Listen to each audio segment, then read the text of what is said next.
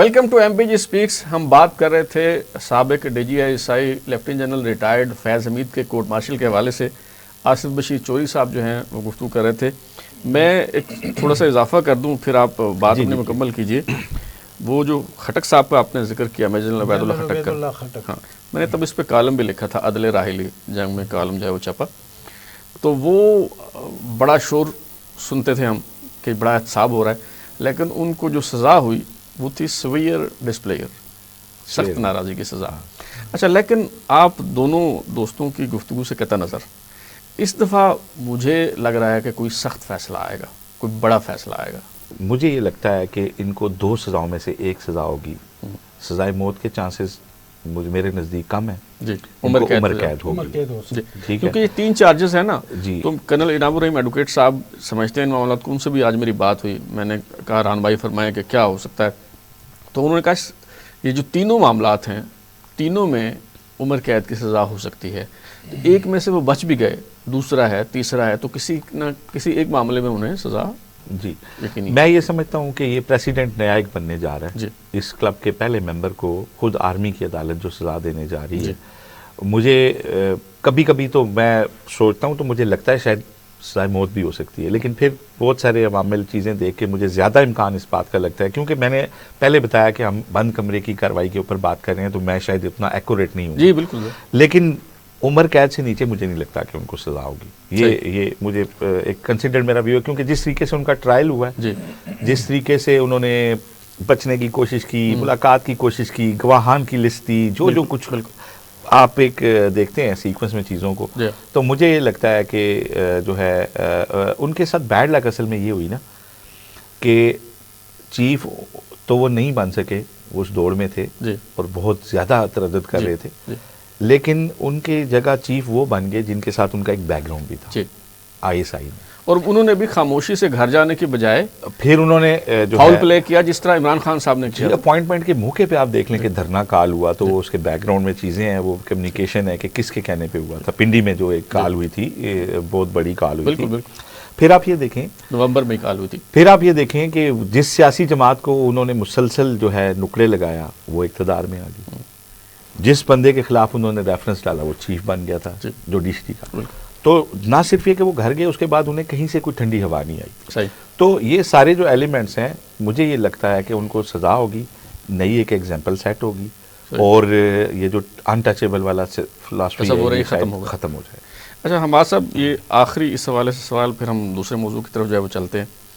ایک جرم فیض حمید کا یہ بھی تو ہے کہ جب وہ کور کمانڈر پشاور تھے یا پہلے اس سے ڈی جی آئی ایس آئی تھے, تو طالبان کو لا کے خیبر پختونخوا میں بسایا گیا, اور یہ سمجھا جاتا ہے کہ آج دہشت گردی کی جس لہر کا ہمیں سامنا ہے وہ اس کے ذمہ دار ہیں.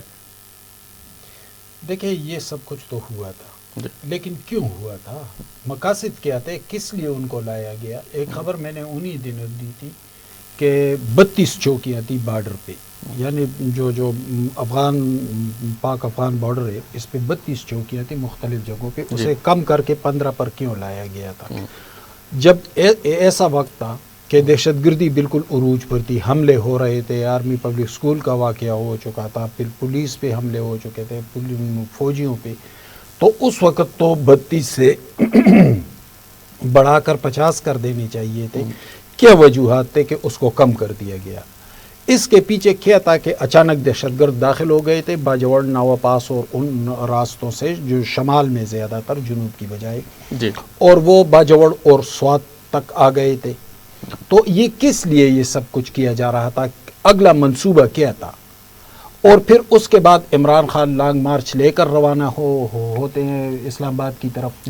تو یہ تمام عوامل جو ہیں نا یہ اتنی ایزی نہیں ہے جس طرح انہوں نے بات کی کہ میں معمولی سزا کی توقع نہیں رکھتا.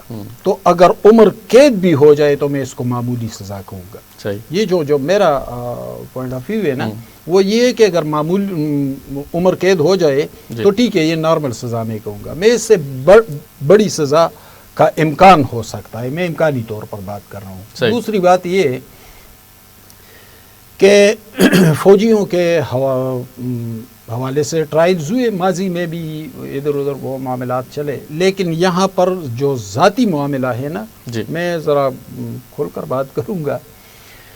دیکھیے عارف حمید بھٹی ایک صحافی ہے، انہوں نے کیا کہا تھا، گجرانوالہ ماسٹر ٹائلز اور یہ تو اگر معاملات اس نہج پر پہنچ گئے تھے، یک طرفہ طور پر ہو رہا تھا سب کچھ، دوسری طرف سے تو کچھ نہیں ہو رہا تھا، دوسری طرف سے تو کسی نے کچھ نہیں کیا تھا، اور پھر وہاں سے گجرانوالہ سے معاملات چلتے چلتے یہاں سے دہشت گرد داخل ہو رہے ہیں، یعنی اتنا کھل کر سب کچھ کیا گیا، تو ظاہر کچھ منصوبے ایسے تھے. پھر ایک مقبول جماعت کو اشارہ کر کے ایک لانگ مارچ بھی روانہ ہو رہی ہے، تو یہ معاملات وہ بہت آگے تک گئے. اب یہ کہہ رہے ہیں یہ جو خبریں ہیں گجرانوالہ والی، اس کے پیچھے فیض حمید تھے؟ بالکل تھے، ورنہ اس صحافی کی کیا مجال، ہم نہیں جانتے صحافیوں کو کہ کون کتنے پانی میں ہے، اس صحافی کے کیا مجال کہ وہ ایک سرونگ کور کمانڈر کے خلاف ایک الزام لگائے، اور الزام بھی جھوٹا، یعنی ہم تینوں صحافی نہیں جانتے کہ وہ الزام جھوٹا تھا، صحیح، وہ لغو اور بے بنیاد الزام تھا. اگر ایک اوسط درجے کا صحافی جو ہائیبریڈ رجیم کے جو پیداوار تھی نا اس میں سے ایک تھا، اگر وہ آ کر الیکٹرانک میڈیا پر اس طرح کا الزام لگا رہا ہے تو کیا اس کے پیچھے کوئی نہیں تھا؟ اس کے پیچھے کوئی تھا، اور وہ کوئی یہ سب کچھ کر رہا تھا. یہ لانگ مارچ ہے، یہ دہشت گردوں کا داخلہ، یہ سب کچھ جو کچھ ہو رہا تھا یہ بالکل ذاتی پرخاش تھی، اور اس کے پیچھے ذاتی مفادات بھی تھے، ٹکراؤ بھی تھا. اب اگر وہ چیزیں اب اس کیس کو آپ دیکھیں، جی یہ جو پروسیکیوشن ہے تو اس میں سوال و جواب 800-900 صفحات پر مشتمل ہے. ایسے ہزاروں سوالات جو ہوئے ہیں، تقریباً 5000 کے قریب سوالات ہوئے ہیں. ایسے یعنی سینکڑوں لوگ ہم کہہ سکتے ہیں کہ ان سے تفتیش ہوئی ہے، انویسٹیگیشن ہوئی ہے. کیس اتنا معمولی نہیں ہے کہ ہم اس کو اتنا ایزی لیں. اس لیے تو اتنا وقت لگا ظاہر ہے. اس کیس کا پھیلاؤ بہت ہے. اگر سخت سزا ہوئی تو پھر یہ صرف فیض حمید پر نہیں روکے گا، پھر اس کیس نے آگے جانا ہے، عدلیہ کی طرف بھی جانا ہے، فوج کی طرف بھی جانا ہے، سیاست کی طرف بھی جانا ہے. پھر اس کیس کا پھیلاؤ ہوگا، اور پھیلاؤ ہوگا تو لوگ اس کی اپریسیشن کریں گے. چلیے اچھی بات ہے، احتساب ہونا چاہیے، سب کا احتساب جو ہے وہ ہونا چاہیے.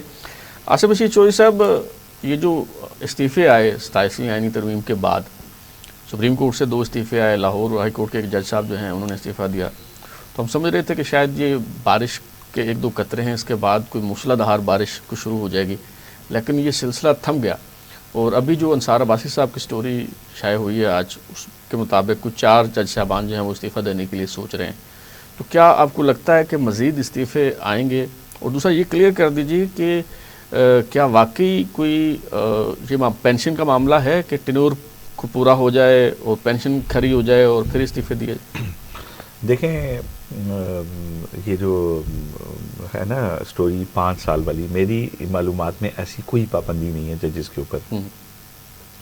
اور ماضی میں یہاں پہ آپ کو اگر یاد ہو تو ایک دفعہ ججز سے کروڑوں روپے کی، کروڑوں کی نہیں، میں سیفلی اگر آپ کو کہوں تو اربوں روپے کی ریکوری تھی بہت سارے ججز سے، جو نہیں ہو سکی تھی، اور انہوں نے کہا تھا جی کہ اب ہم نے خرچ نہیں ہے پیسے، ایکسیسو ان کو پیسے مل گئے تھے. صحیح. تو ہائی کورٹ، کیونکہ ججز کا جو ہمارے ہاں ایک آئین قانون کے اندر ہم انہیں سرکاری ملازم نہیں، جی بالکل ایسے ہی، نہ وہ سرکاری ملازم ہوتے ہیں. جی اگر 1 ماہ گزارنا ہو تو میں انصار عباسی صاحب کی بات سے اتفاق نہیں کرتا کہ وہ تو چھٹی بھی جا سکتے ہیں.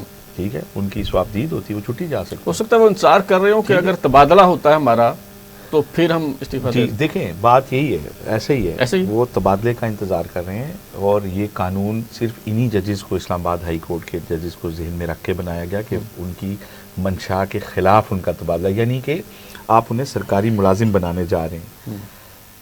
اور اب جج کیا کام کریں گے جب اسے ڈر ہوگا کہ میرا تو تبادلہ ہو سکتا ہے. ٹھیک ہے، کیونکہ دیکھیں سپیریئر جوڈیشری کے 80% کیسز میں ریسپونڈنٹ حکومت ہوتی ہے، جو آپ کے پاس اوپر کیسز آتے ہیں. ٹھیک ہے، اپلیٹ کیسز، اپیلوں کی میں بات نہیں کر رہا، میں آپ کے پاس جو کانسٹیٹیوشنل میٹرز آتے ہیں، دوسرے میٹرز آتے ہیں، اس میں حکومت رسپونڈنٹ ہے، اور وہاں پہ جوڈیشل کمیشن میں ان کی اکثریت ہے. جس طرح حماد حسن صاحب کہہ رہے تھے نا کہ ایک کیس ایکسپینڈ ہوگا فیض حمید کا، میں تو کہتا ہوں ہونا چاہیے. اور اگر ہوا نا تو ان ججز کے نام کبھی نہیں آئیں گے جن کو خواجہ آصف صاحب نے نون کے کہنے پہ ایکیوز کرایا. منصور علی شاہ کو اور اطہر من اللہ کو. یہ تو وہ ججز ہیں. ان کی ایک بات بتا دیں کہ کون سی ثاقب نثار ملک اس کے میں خلاف بڑا ہے. کردار ہے ظاہر ہے, باقی جج صاحبان ہیں. آصف سعید کھوسا ہیں جی. سب سے بنیادی. ثاقب نثار ہیں, آصف سعید کھوسا ہیں, اعجاز الاحسن ہیں, عظمت سعید شیخ ہیں, جی بہت سارے نام ہیں. جی ان سب کا کوئی رول بھی ہے. ٹھیک ہے, کوئی مانیٹرنگ جج تھے تو کسی نے بینچ بنایا تھا اور کوئی بینچ کی سربراہی کر رہے تھے, کسی نے سیسیلین مافیا کہا, کسی نے فیصلے میں بالکل گاڈ فادر لکھا. ریکارڈ پہ چیزیں, ریکارڈ جھٹلا نہیں سکتے. ایسے عظمت سعید شیخ صاحب نے سیسیلین مافیا کا بعد میں مکرتے رہے لیکن ریکارڈ پہ ہے. آصف سعید کھوسا نے فیصلہ شروع یہاں سے کیا کہ there is a crime behind every fortune, godfather, وہ کوٹ کر کے. آپ کیسے بھاگ سکتے ہیں ان بات. آپ نے گالیاں دی ہوئی ہیں ان سیاستدانوں کو. یا تو پھر گاڈ فادر جنہیں کہتے ہیں, جو کوئی اگر کوئی ہے تو لکھے نا پھر گاڈ فادر. سیاستدانوں کو گاڈ فادر لکھا آپ نے, شرم آنی چاہیے تھی انہیں. تو جو منصور علی شاہ ہیں یا اطہر من اللہ ہیں, ان کے خلاف جب نون کوئی چیز لے کے آئے گی نا, جنہیں گلا دیا گیا کہ آپ کا ضمیر ابھی کیوں جاگا. جی بھائی پہلے تو آپ یہ بتائیں, خواجہ صاحب بتائیں, میاں نواز شریف بتائیں کہ کیا ججوں نے آپ کو نکالا ہے؟ وہ تو کسی کا ٹول تھے. جنہوں نے آپ کو نکالا آپ ان کی گود میں بیٹھے ہوئے ہیں, اور آپ ان ججوں کو ایکیوز کر رہے ہیں جن کا کوئی تعلق ہی نہیں تھا آپ کے نکالنے سے. نہ انہوں نے آپ کی کوئی اپیل سنی, نہ آپ کے اطہر من اللہ نے آپ کی بیل لی 50 روپے کے اسٹامپ پہ, یہ کہہ کے کہ مجھے لکھ کے دیں کہ نواز شریف کو کچھ نہیں ہوگا. لیکن میرا ایک سوال ہے اب دونوں دوستوں سے, آپ جیسا میرے جیسا جو قلمی مزدور ہے وہ یہ سوچے بغیر کہ اس کے گھر کا کچن کیسے چلے گا, جہاں سے استعفیٰ دینا ہو وہ دے دیتا ہے.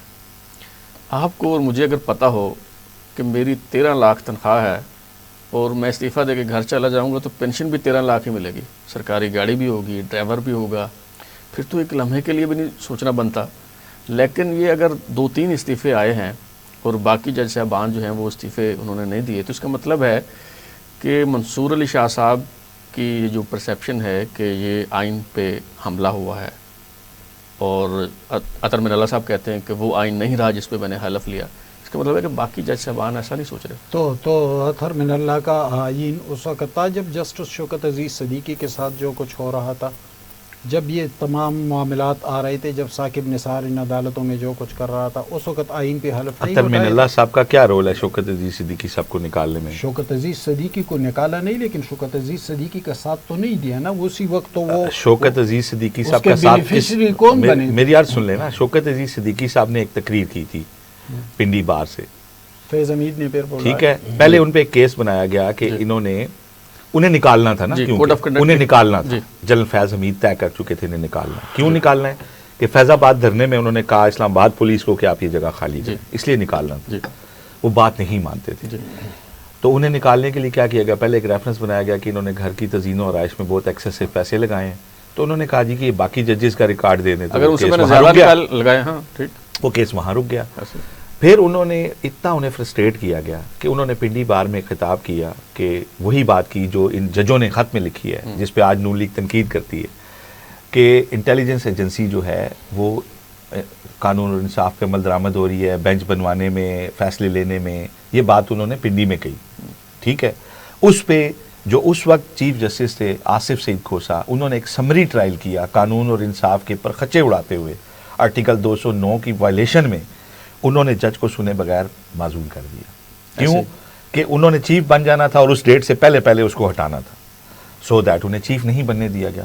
اطہر من اللہ کا قصور صرف یہ ہے کہ وہ ان سے جونیئر تھے, تو ان کے بعد وہ بن گئے. اگر وہ نہ ہوتے تو کوئی اور بن جاتا. تو اسی مصلحت کے تحت خاموش رہے نہیں, نا. بات پھر بعد میں یہ تو تقویٰ کا بہت بڑا درجہ ہے کہ آپ کہیں کہ باقی سارے ریزائن کر جائیں. نہیں ریزائن نہیں, بات یہ ہے پی ٹی آئی کو فائدہ ہو رہا تھا تو اطہر من اللہ خاموش نہیں تھے. اچھا میرا ایک اور سوال ہے وہ میں رکھ دیتا ہوں, پھر اس پہ ہم بات کرتے ہیں.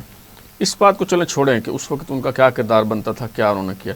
یہ جو جملہ ہے ان کا کہ جس آئین پہ میں نے حلف لیا تھا اب وہ نہیں رہا, جس آئین پہ انہوں نے حلف لیا تھا اس میں آرٹیکل 239 اس کا سب سیکشن 6 ہے, فار ریموول آف ڈاؤٹ. اس میں لکھا ہوا ہے کہ ٹو امینڈ کانسٹیٹیوشن, پارلیمنٹ کا جو اختیار ہے وہ لامحدود ہے, اس پہ کوئی قدغن نہیں. جی, عدلیہ کو اتنا انڈیپینڈنٹ رکھا گیا ہے جی کہ جج اگر فوارہ چوک میں دن 12 بجے جی داخل کرنا چاہے لگا سکتا ہے, مرڈر کر دے جی تو پولیس ایف آئی آر نہیں کاٹے گی. پولیس سپریم جوڈیشل کاؤنسل کو درخواست دے گی. جی سپریم جوڈیشل کاؤنسل اس کی ابتدائی سماعت کے بعد ڈیسائیڈ کرے گی کہ پولیس نے انویسٹیگیٹ کرنا ہے, ایف آئی اے نے کرنا ہے, کیا کرنا ہے. کیوں؟ فیڈرل کے کسی ادارے کو کوئی اختیار نہیں ہے کہ کسی جج کے خلاف تحقیق کرے. درست بات ہے، لیکن کیوں کہ شام کو ایس ایچ او صاحب آ جائیں گے کہ جج صاحب آئیں آپ کے خلاف درخواست آئیے ذرا. جی تو ججز کی جو انڈیپینڈنس ہے اس کو جوڈیشری کی انڈیپینڈنس کو نہیں چھیڑ سکتے. یعنی جس طرح بھی میں نے کہا نا کہ جج سرکاری ملازم نہیں ہوتا, وہ اسی لیے نہیں ہوتا کہ سرکاری ملازم کی چیزیں جو ہیں وہ سرکار چھیڑنے سے اس کی لائف, اس کے معاملات پہ فرق پڑتا ہے. اس پہ کچھ معروضات میں نے رکھنی ہیں. جی جی یہاں پہ ایک بریک لیتا ہوں. بریک کے بعد جب واپس آئیں گے تو اس حوالے سے بھی بات کریں گے کہ یہ جو جج صاحبان کا موقف ہے جنہوں نے استعفیٰ دیا وہ کتنا اصولی ہے, اور آزاد کشمیر میں جو حکومت تبدیل ہوئی ہے اس حوالے سے بھی بات کریں گے. تو یہاں لیتے ہیں ایک چھوٹا سا وقفہ.